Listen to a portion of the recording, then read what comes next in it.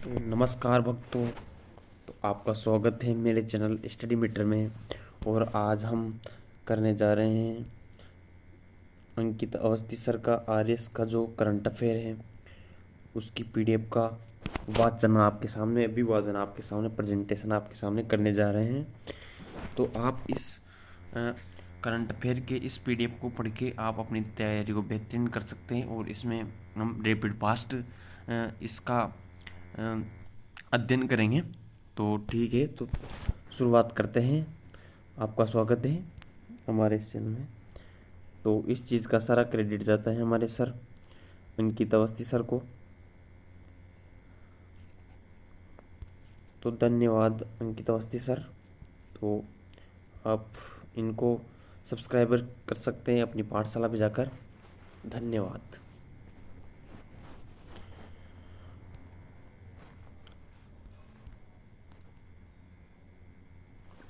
तो हमारे सामने जो पहली जो योजना है वो है कालीतीर लिफ्ट परियोजना। इसका शिलान्यास 7 जून 2023 को हुआ और सर मथुरा तहसील धौलपुर में हुआ। और उद्देश्य क्या है इसका, जो कालीतीर लिफ्ट परियोजना है उसका, कि चंबल नदी के अतिरिक्त वर्षा जल से पार्वती एवं रामसागर बांध को भरना इसका मुख्य उद्देश्य है। दूसरी जो योजना है वह है सिलावट एनिकट, यानी कि सिलावट गांव कहाँ पर स्थित है, धौलपुर में। और इसका जो उंगटन नदी या गंभीर नदी पर स्थित है ये सिलावट एनिकट। और ये क्या है कि 100 मीटर तो लंबा और 2 मीटर ऊंचा एनिकट है। और जिसकी क्षमता क्या है कि 0.54 मिलियन घन इसकी क्षमता है, भराव क्षमता। तीसरी योजना है हमारी upper high level canal project. जो योजना है upper high level canal project, जो कि लकाई बागीदोरा बांसवाड़ा में स्थित है। और जिले की 6 तहसील यानी कि बांसवाड़ा, बागीदोरा और गंगाई, तलाई, आनंदपुरी, कुशलगढ़ और सज्जनगढ़ इसमें शामिल की गई है upper high level canal project योजना में। और अनास नदी पर बनी ये योजना है जिसका शिलान्यास 12 जून 2023 को हुआ। इसके तहत साइफन निर्माण भी शिलान्यास किया गया। ठीक है, तो जो नेक्स्ट परियोजनाएं हैं वो है ट्रांसमिशन उद्घाटन। तो ट्रांसमिशन उद्घाटन कब हुआ, तो ये हुआ जयपुर में संविधान जो पार्क है उसके उद्घाटन के अवसर पर। और राष्ट्रपति द्रौपदी मुर्मू ने इसका वर्चुअल उद्घाटन किया। और राजस्थान में power grid corporation of India द्वारा स्थापित सौर ऊर्जा संयंत्र, तो ये राष्ट्रपति ने ट्रांसमिशन सिस्टम का उद्घाटन किया।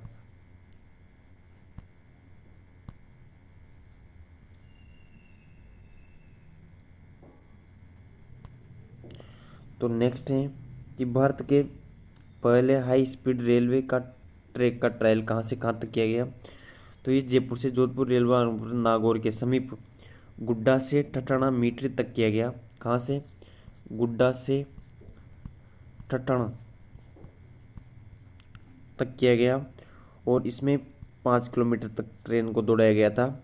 और अमेरिका ऑस्ट्रेलिया की तर्ज पर 200 किलोमीटर प्रति घंटे की रफ्तार से जो हाई स्पीड ट्रेन जो कि रफ्तार की ट्रेन रखी गई है 200 किलोमीटर प्रति घंटे की रफ्तार तो रेगुलर इसका जो कि यहाँ पर संचालन होगा।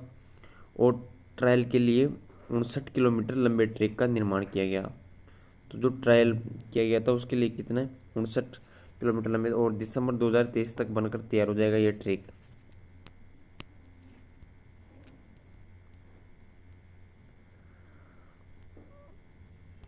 तो नेक्स्ट अपना जो उद्घाटन है किसका है कि दिल्ली मुंबई एक्सप्रेसवे का उद्घाटन की बात की गई है। तो प्रथम चरण दिल्ली दौसा लालसोट खंड का उद्घाटन किया गया इसमें। तो पहले चरण में किस किस का, दिल्ली दौसा लालसोट जो खंड है उसका उद्घाटन किया गया जिसकी लंबाई 246 किलोमीटर है। और दिल्ली मुंबई एक्सप्रेसवे जो भारत का सबसे लंबा एक्सप्रेसवे है जिसकी लंबाई 13,886 किलोमीटर है। और दिल्ली मुंबई के बीच यात्रा के समय 24 घंटे से घटाकर 12 घंटे रह जाएगा, मतलब 50% समय की क्या होगा, बचत हो जाएगी इसमें। और भारतीय राष्ट्रीय राजमार्ग प्राधिकरण NHAI द्वारा निर्मित किया गया है, जो कि 6 राज्यों से निकलता है, जिसमें आता है हरियाणा, राजस्थान, MP, गुजरात और महाराष्ट्र। जो हरियाणा, राजस्थान, MP, गुजरात और महाराष्ट्र, तो इसमें पूरे टोटल कितने 6 जिले आते हैं, हरियाणा, राजस्थान, मध्य प्रदेश, गुजरात और महाराष्ट्र। तो और इसमें शहर आते हैं कौन कौन से, कोटा, इंदौर, जयपुर, भोपाल, वडोदरा और सूरत। तो 2 तो आते हैं गुजरात से और 2 आते हैं MP से और 2 आते हैं इसमें राजस्थान से। ठीक है, तो नेक्स्ट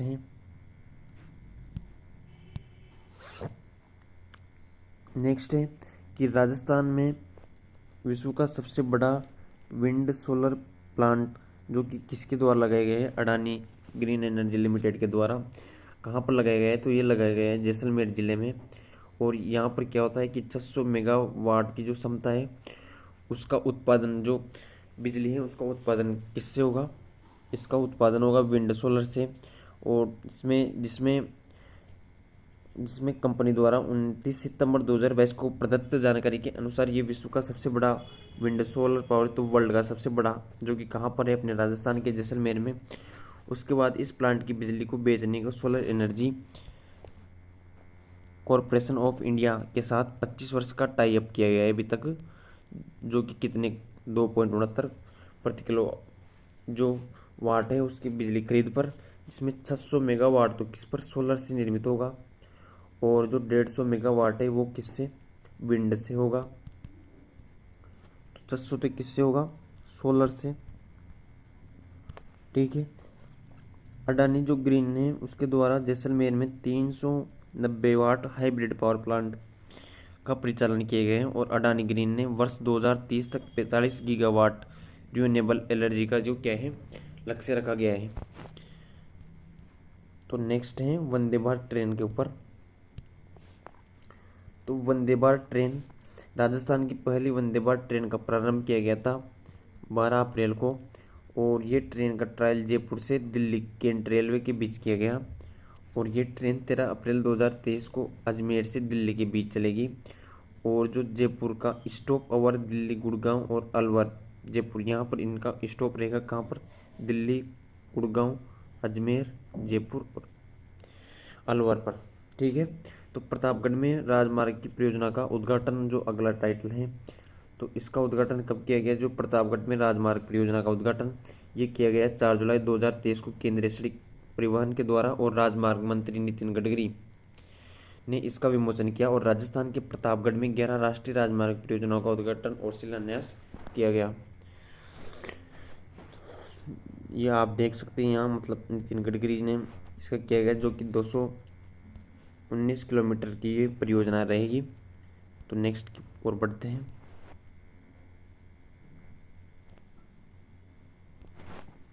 राजस्थान की दूसरी वंदे भारत ट्रेन कब 7 जुलाई 2023 से हरी झंडी दिखाई गई, जो कि देश की सबसे छोटी वंदे भारत ट्रेन में शामिल हो गई। और जिसमें 16 कोच होते हैं वंदे भारत ट्रेन में, जबकि इसमें कितने ही है, 8 ही है। तो मतलब ये बहुत छोटी है, यानी कि आधी ही रह गई है ये ट्रेन। और 9 जुलाई से ये रेगुलर चलेगी। और राजस्थान की पहली वंदे भारत ट्रेन अजमेर से दिल्ली चलाई गई। कहाँ पर राजस्थान की पहली वंदे भारत ट्रेन चलाई गई, तो वो चलाई गई अजमेर से दिल्ली। नेक्स्ट है बीकानेर विकास परियोजना, जिसका शिलान्यास किया गया है इसमें 8 जुलाई 2023 से प्रधानमंत्री ने बीकानेर में 24,300 करोड़ रुपए की विकास परियोजना का शिलान्यास किया गया है। और अमृतसर जामनगर आर्थिक गलियारे में 6 लेन वाली ग्रीनफील्ड एक्सप्रेस वे खंड को राष्ट्र को समर्पित किया गया है।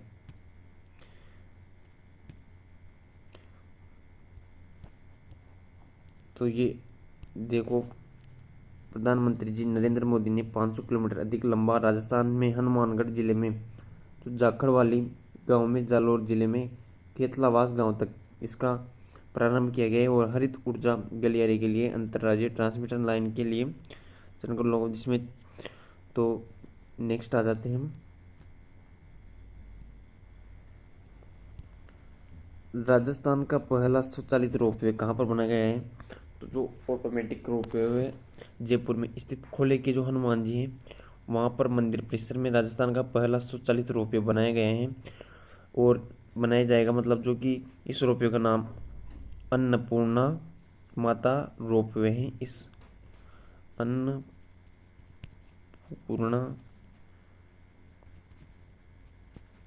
माता रोपवे, तो इसका क्या नाम रहेगा, अन्नपूर्णा माता रोपवे ना। तो ये राजस्थान का 5वां और जयपुर जिले का दूसरा रोपवे होगा।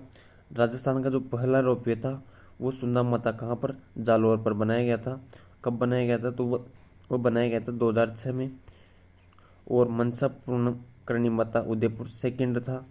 तीसरा था सावित्री माता पुष्कर अजमेर में 700 मीटर का था। तो जो राजस्थान का सबसे बड़ा रोपवे है वो कौन सा था, तो वो था जालौर वाला जो सुंदा माता वाला था।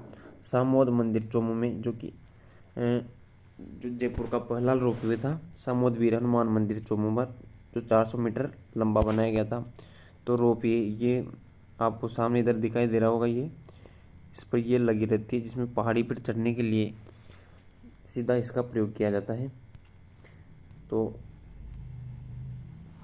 और जो अन्नपूर्णा माता का जो रोपवे है जयपुर में उसकी जो लंबाई है वो कितनी है, 436 मीटर लंबाई है और 85 मीटर क्या है इसकी ऊंचाई है। और सर्वाधिक लंबाई वाला 800 मीटर का जो कि सुंदा माता में लगा हुआ है।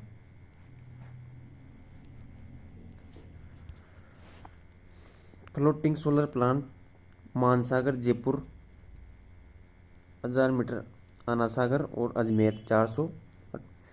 तो देखिए नेक्स्ट देखते हैं हम, यहाँ पर आपके सामने दिया हुआ है demography Kansas of Rajasthan, energy resource of Rajasthan. तो राजस्थान में जो प्रमुख एनर्जी के जो भंडार हैं उनको यहाँ पर दिया गया है, जिसमें हमारे पास फर्स्ट है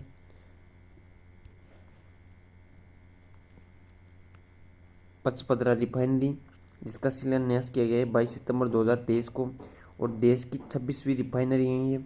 उद्घाटन कब किया गया इसका, 16 जनवरी 2018 को। और क्या नाम से HPCL जो लिमिटेड कंपनी है उसके द्वारा राजस्थान उसका जो इसमें हिस्सा रहेगा वो रहेगा 74% और बाकी जो राजस्थान सरकार का रहेगा वो 26%। तो ये जो रिफाइनरी लगाई है पचपदरा में, ठीक है, देश की पहली रिफाइनरी जो कि पेट्रोकेमिकल कॉम्प्लेक्स में स्थापित किया जाएगा और 80% निर्माण कार्य पूरा हो चुका है।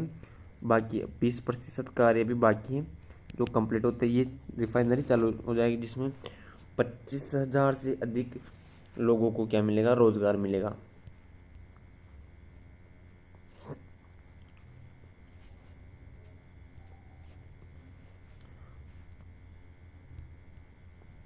दूसरा यहाँ पर पवन ऊर्जा। तो पवन ऊर्जा राजस्थान का प्रथम पुरस्कार से सम्मानित किया गया है। जो पवन ऊर्जा में राजस्थान को किससे प्रथम पुरस्कार से सम्मानित किया गया है, जो कि 15 जून को ग्लोबल विंड डे के अवसर पर। तो जो ग्लोबल विंड डे है वो कब मनाया जाता है, वो मनाया जाता है 15 जून को। और नवीन एवं नवीनीकरण ऊर्जा के मंत्रालय द्वारा प्रस्तुत है। वर्ष 2022 में पवन ऊर्जा क्षमता कितनी है इसकी, तो 4337 मेगावाट। और प्रथम पवन ऊर्जा परियोजना अमरसागर जैसलमेर में और द्वितीय निजी पवन परियोजना कहाँ है, बड़ा बाग जैसलमेर में। तो राजस्थान में 4 शहरों में कहाँ कहाँ पर 5G इंटरनेट की सुविधा को स्थापित किया गया है, तो वह हैं जयपुर, जोधपुर, कोटा और उदयपुर। तो और जो कि 5G की टेस्टिंग है वो कहाँ पर की गई थी, तो वो की गई थी नाथद्वारा में। ठीक है। राजस्थान में लिथियम भंडार, तो राजस्थान में कहाँ पर लिथियम भंडार की जो प्रचुर मात्रा है वो उपलब्ध है। तो राजस्थान में देश का दूसरा लिथियम भंडार खोजा गया कहाँ पर, तो और जो राजस्थान में कहाँ पर खोजा गया उसकी बात अभी, ये खोजा गया था डेगाना जो डूंगरी है रेवत की पहाड़ी पर। और जो फर्स्ट लिथियम भंडार था वो कहाँ पर था भारत में, तो वह है जम्मू एंड कश्मीर में। और भारत में 80% मांग की पूर्ति हो सकती कहाँ से, जो राजस्थान में अभी डेगाना क्षेत्र में खोजा गया है लिथियम भंडार से। और भारत लिथियम के लिए चीन पर निर्भर है अभी वर्तमान में। पर अब अगर जो कि ये जो राजस्थान में जो द्वितीयक भंडार खोजा गया है इससे भारत की पूर्ति हो सकती है, परंतु उसके लिए इसका खनन आवश्यक है और उसके लिए आवश्यक परिस्थितियों का होना जरूरी है। तो इसलिए वर्तमान में भी इसका उपयोग नहीं किया जा सकता। दूसरा है कि राजस्थान में यूरेनियम के भंडार प्रचुर मात्रा में कहाँ पर उपलब्ध हैं, तो ये आपके सामने दिखाई दे रहा है यूरेनियम। और रोहिल जो खंडेला तहसील है सीकर में, वहाँ पर 1086.46 हेक्टेयर क्षेत्र में यूरेनियम की खोज हुई है, जिसमें लगभग 12 मिलियन टन यूरेनियम की होने की संभावना है। लगभग कितने, 12 मिलियन टन यूरेनियम होने की संभावना है। और यूरेनियम का खनन झारखंड, आंध्र प्रदेश, सिंहभूम का जादूगोड़ा और विश्व स्तर पर यूरेनियम का सबसे बड़ा उत्पादक कजाकिस्तान है। वर्ल्ड का सबसे जो यूरेनियम उत्पादक है वो कौन है, कजाकिस्तान। सेकंड नंबर पे आ जाता है कनाडा, तीसरे पे आ जाता है ऑस्ट्रेलिया। तो नेक्स्ट है ऑन टाइम परफॉर्मेंस रिव्यू 2022, समय पर प्रदर्शन समीक्षा 2022। जयपुर एयरपोर्ट की जो रैंक है वो वर्ल्ड में कौन सी रैंक है, 90वीं रैंक है। और यहाँ पर एविएशन एनालिटिक्स कंपनी सीरियम द्वारा तैयार किया गया है। ये कौन सा हवाई अड्डा, जो कि सांगानेर वाला है, जयपुर एयरपोर्ट। यह सभी अंतर्राष्ट्रीय हवाई अड्डों पर समय पर आगमन और समय पर प्रस्थान पर आधारित है। और राजीव गांधी अंतर्राष्ट्रीय हवाई अड्डा 11वीं रैंक पर है। ठीक है, चलो जो नेक्स्ट है वो है राष्ट्रीय परिवार स्वास्थ्य सर्वेक्षण 5, यानी कि NFHS 5। ठीक है, जो कि 2019-21 की जो रिपोर्ट है, जिसमें राजस्थान के 88 परिवार स्वास्थ्य बीमा योजना से जुड़े हैं। कितने, लगभग 88% जो परिवार है वो किस योजना से, स्वास्थ्य बीमा योजना से जुड़े हुए हैं। और राजस्थान में सर्वाधिक स्वास्थ्य बीमा देने वाला राज्य देश का प्रथम स्थान पर है। राजस्थान सबसे ज़्यादा जो कि स्वास्थ्य बीमा है वो देने वाला, जिसमें LIC बहुत सारी जो कंपनियां इसमें इनबिल्ड है। चिरंजीवी योजना है, इसके तहत भी बहुत सारे स्वास्थ्य बीमा सरकार ने, प्राइवेट कंपनियों ने उपलब्ध करवाए। तो राजस्थान जो कि भारत का प्रथम राज्य बन चुका है सरकारी बीमा योजना देने में।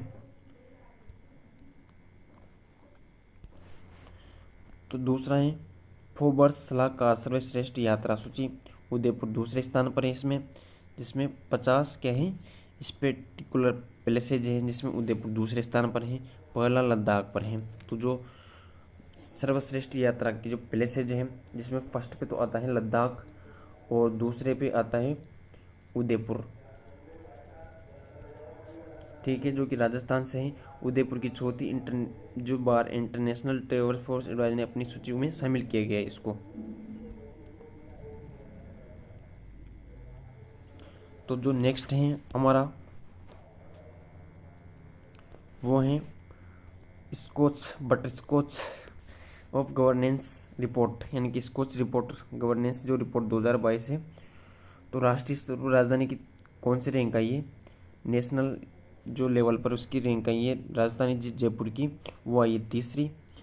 और राज्य ने 8 तो स्वर्ण और 12 रजत पदक तथा कुल पुरस्कार जीते हैं 20। और आवास श्रेणी में राजस्थान प्रथम स्थान पर है। ई गवर्नेंस और जल क्षेत्र में दूसरा स्थान है। परिवहन श्रेणी में चौथी रैंक की किसकी, राजस्थान की, नेशनल लेवल पर।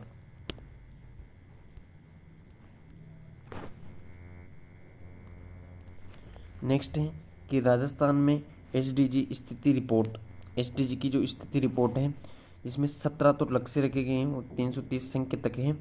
और योजना विभाग कार्यान्वयन किसने किया? आर्थिक एवं सांख्यिकी निदेशालय ने। और स्वीकृति कब मिली इस चीज़ को? 26 अप्रैल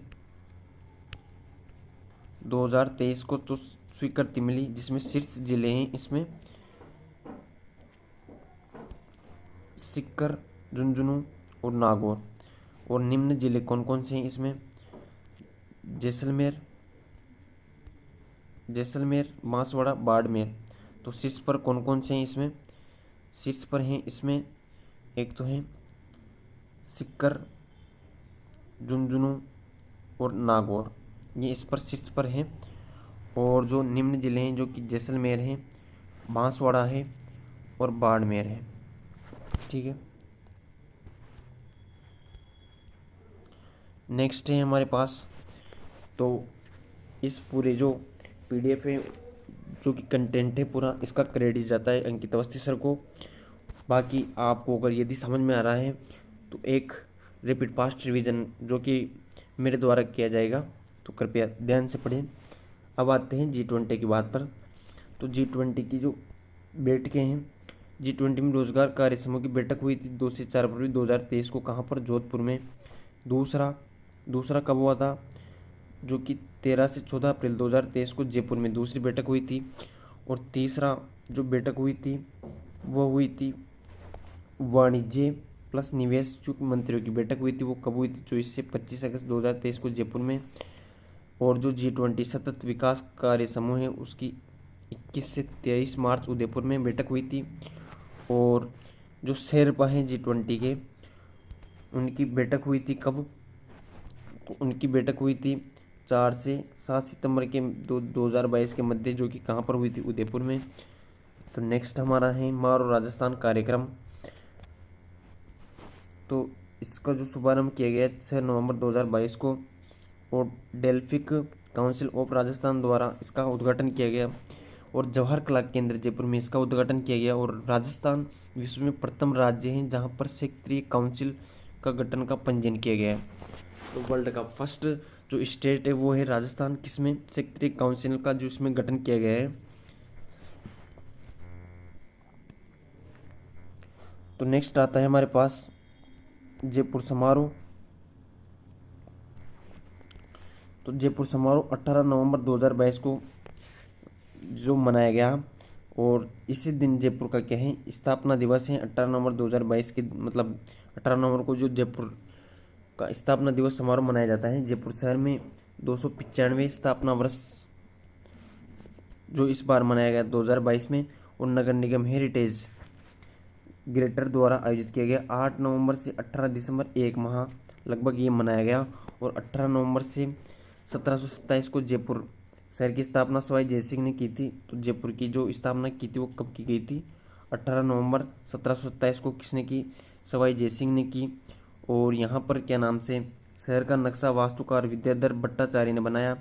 और जयपुर शहर में को नवग्रह और नवविधि सिद्धांत पर यानी कि 9 खंडों में बांटकर बसाया गया। तो 9 खंडों में बांटकर जो विद्याधर भट्टाचार्य हैं उन्होंने इसको बसाया।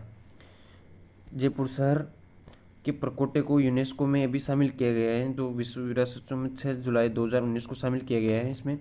और जयपुर के जो जंतर मंतर आमेर महल भी यूनेस्को विरासत सूची में शामिल है। दूसरा है हमारे पास कि 4 दिवसीय मत्स्य उत्सव 24 नवंबर 2022 को अलवर में 4 दिवसीय मत्स्य उत्सव मनाया गया। और शुरुआत कहाँ से हुई इसकी? श्री जगन्नाथ जो महाराज जी का जो मंदिर है उसकी महाआरती में शुरुआत हुई। और रन फॉर अलवर का आयोजन हुआ। और पहली बार मत्स्य उत्सव में के तहत माचाड़ी में खेलकूद की गतिविधियों और सांस्कृतिक कार्यक्रम इसमें हुए। दूसरा हमारे पास जो योजना है वो क्या है? इन्वेस्ट राजस्थान समिट योजना 2022। इन्वेस्ट राजस्थान समिट योजना 2022 राजस्थान सरकार की ओर से जयपुर में JECC में और 7 से 8 अक्टूबर 2022 के मध्य इसका विमोचन हुआ। और समिट के दौरान टूरिज्म एंड एग्रो क्या क्या इसमें? टूरिज्म एंड एग्रो कॉन्क्लेव का आयोजन किया गया। और राजस्थान में देश का 20% तेल निकलता है। तो राजस्थान में देश का कितना प्रतिशत तेल निकलता है, तो वो निकलता है 20%। और रिफाइनरी के पास पचपदरा में 383 किलोमीटर पेट्रोकेमिकल कॉम्प्लेक्स विकसित किया जा रहा है। तो जो नेक्स्ट योजना है, योजना क्या है, हमारे करंट अफेयर का एक हिस्सा है। कुंभलगढ़ महोत्सव कब मनाया गया? 1 से 3 दिसंबर के मध्य। और राजसमंद जो जिला है उसमें कुंभलगढ़ किले पर ये महोत्सव मनाया गया। ये महोत्सव राजस्थान के अलग अलग पलों में दिखता है। कुंभलगढ़ महोत्सव क्यों मनाया जाता है, तो उसके पीछे का जो कारण है वो क्या है? कुंभलगढ़ महोत्सव महान राजा महाराणा कुंभा के सम्मान में मनाया जाता है, जो कि मेवाड़ के शासक थे। तो जो महाराणा कुंभा था वो कहाँ के शासक थे? वो शासक थे मेवाड़ के, ठीक है। और महाराणा कुंभा राजपूतों की शिशुदेव वंश के थे। वह राणा मोकल के पुत्र थे और उन्हें भारत के पश्चिमी क्षेत्रों में आर्ट एंड कल्चर को प्रोत्साहित करने के लिए सबसे बड़े जो प्रभावकों में से एक माना जाता है। तो हमारा जो नेक्स्ट मुद्दा है, और कुछ बातें अभी इनकी बाकी हैं, वो हैं कि शासक खुद एक महान संगीतकार थे और राग मंजरी, रागमाला आदि इनके द्वारा लिखे गए जो कि संगीत थे। और ये एक प्रशिक्षक वीणा वादक थे। उनकी प्रसिद्ध रचनाओं में मीमांसा, संगीत रत्नाकर और सुधा प्रबंध, ये प्रमुख इनकी महाराणा कुंभा की जो कि रचना थी। तो अगला आता है हमारे अंतर्राष्ट्रीय पुष्कर मेला। तो कब मनाया जाता है, तो इसका उद्घाटन कब हुआ? तो उद्घाटन हुआ इनका 1 नवंबर 2022 को। और कोरोना महामारी के कारण 2020 व 21 में पुष्कर मेले का आयोजन नहीं हो पाया था। और झंडारोहण के शाम को, जबकि हर बार सुबह 10 बजे होता रहा है। और प्रथम बार मुख्यमंत्री द्वारा झंडारोहण किया गया। और अयोध्या के राम मंदिर की तर्ज पर 1.25 लाख दीप जलाए गए। तो राम मंदिर की जो जहाँ पर दीप जलाए गए उसकी तर्ज पर यहाँ पर कितने 1.25 लाख यहाँ पर क्या मनाए गए, जो दीप जलाए गए। तो ये पुष्कर का जो फेस्टिवल है। सेकेंड है डीजी फेस्ट जॉब फेयर एवं प्रदर्शनी। तो ये इस बार बार जो कि न्यूज़पेपर है उसमें आया था। तो 11 नवंबर 2022 को ये डीजी फेस्ट मनाया गया और जोधपुर में इसको मनाया गया, 3 दिवसीय मनाया गया, जबकि ये जयपुर में मनाया गया था। और इसमें 270 कंपनियां शामिल हुई थी। पहले दिन 500 युवाओं को नौकरी हेतु चयन किया गया, जिसमें से लेकर 18 लाख रुपए के जो उच्च स्तरीय पैकेज हैं वो दिए गए। और 5 युवाओं को मुख्यमंत्री ने नियुक्ति प्रदान की है इसमें। तो अगला है हमारे पास बूंदी महोत्सव। बूंदी महोत्सव 11 नवंबर 2022 को मनाया गया और ये 3 दिवसीय महोत्सव था। और कोरोना महामारी के दौरान लगे प्रतिबंधों के बाद पहली बार बूंदी महोत्सव के तहत शोभा यात्रा निकाली गई। और कार्तिक अक्टूबर में के महीने में इसे कई आध्यात्मिक और पारंपरिक गतिविधियां शामिल होती हैं। तो ये हो गया।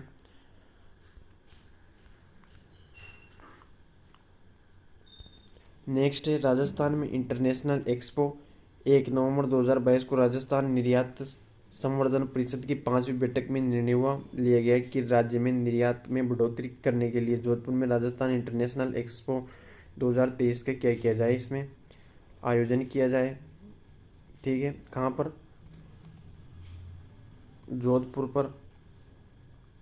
जोधपुर में। और राजस्थान जो निर्यात के मामले में देश का 12वें स्थान पर, तो एक्सपोर्ट के मामले में राजस्थान कौन से स्थान पर है? 12वें स्थान पर है।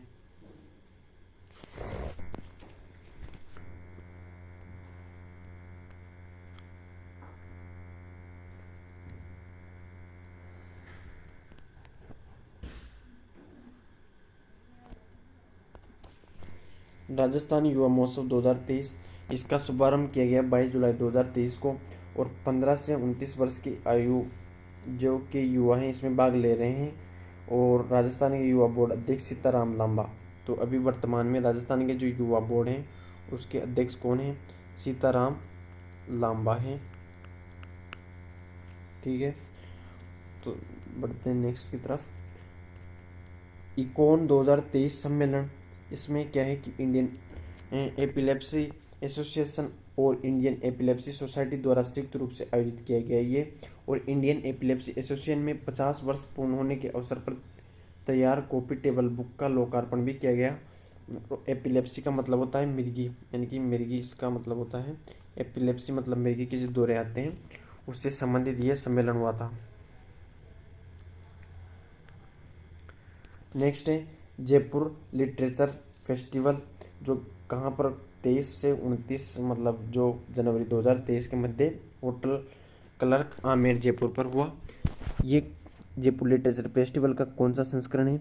ये संस्करण है 16वां और 19 जनवरी से 23 जनवरी के बीच आयोजित किया गया। और नोबेल पुरस्कार विजेता इसमें कौन कौन उपस्थित थे? अब्दुल रज्जाक गुरनाहा, कौन? अब्दुल रज्जाक गुरनाहा इसमें उपस्थित थे। और कन्हैया लाल सेठिया इसमें उपस्थित थे। और पुरस्कार सच्चिदानंद द्वारा और द्वारा का प्रकाश अग्रवाल पुरस्कार इसमें शाहिद कामिल को जो प्रदान किया गया। दूसरा है अमृत महोत्सव, श्रीमती द्रौपदी मुर्मू द्वारा। तो ब्रह्मा कुमारी संस्थान आबू रोड सिरोही में अमृत महोत्सव मनाया गया। इसमें थीम है इसकी आध्यात्मिक सशक्तिकरण के माध्यम से उभरता भारत। तो इसमें क्या थीम रखी गई? अध्यात्म से लेकर, ठीक है। जयपुर अंतर्राष्ट्रीय फिल्म महोत्सव JEAF, जिसका कौन सा संस्करण है? 15वां संस्करण। और ये जयपुर में 6 से 10 जनवरी के मध्य मनाया गया। और इसमें जो कि थीम क्या रखा है कि फिल्मों से मानसिक योग, कि फिल्मों के माध्यम से किस प्रकार की शिक्षा दी जा सकती है और क्या प्रभाव समाज पर डाले जा सकते हैं, जिसका सहयोग किया है किसने? पंजाब पर्यटन विभाग ने। दूसरा है जयपुर अंतर्राष्ट्रीय फिल्म महोत्सव JEIF, जिसका क्या है 15वां संस्करण संपन्न हुआ जयपुर में। और 6 से 10 जनवरी के मध्य वही सेम इसमें। और नेक्स्ट चलते हैं हम राष्ट्रीय युवा सम्मेलन। और 11 से 12 जनवरी 2023 के मध्य निम्बली कहाँ पर? पाली में जम्बूरी परिसर में जो कि इसका आयोजन हुआ। आयोजक कौन था? पाली जिला प्रशासक जो प्रशासन था युवा मामले में थे। और खेल विभाग इसमें शामिल था। और स्काउट गाइड, तो इसमें कौन कौन शामिल थे? युवाओं के मामले, खेल एवं विभाग मतलब, और स्काउट गाइड एसोसिएशन, शिक्षा विभाग, और शांति और अहिंसा विभाग, और युवा मामले खेल और विभाग से आयोजित किया गया। दूसरा इसमें अंतर्राष्ट्रीय पर्यटन व्यापार मेला फितूर 2023 क्या है? फितूर वही से इसका लिया गया है, तो ऐसा कुछ नहीं है। तो जनवरी 18 से 22 के मध्य जो 2023 में इसका आयोजन हुआ, स्थान कहाँ हुआ? मैड्रिड स्पेन में हुआ। क्या है? अंतर्राष्ट्रीय पर्यटन व्यापार मेला फितूर 2023। प्लेस ऑन व्हील की मार्केटिंग और ब्रांडिंग पर एक विशेष सत्र आयोजन किया गया है। जो प्लेस ऑन व्हील जो ट्रेन है उसकी जो मार्केटिंग और जो उसकी ब्रांडिंग है उस पर एक सत्र रखा गया। दूसरा है यहाँ पर UIC विश्व सुरक्षा कॉन्फ्रेंस और 18वां संस्करण है। 20 से 23 फरवरी के मध्य जयपुर में आयोजित किया गया। आयोजक हैं रेलवे सुरक्षा बल, कौन? रेलवे सुरक्षा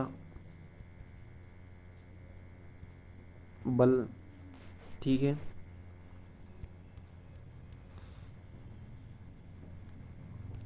नेक्स्ट है सरस राष्ट्रीय क्राफ्ट मेला 2023।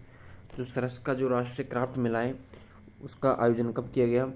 14 से 24 जनवरी 2023 के मध्य, 14 से 24 के मध्य। और कहाँ पर? उदयपुर में इसका आयोजन किया गया।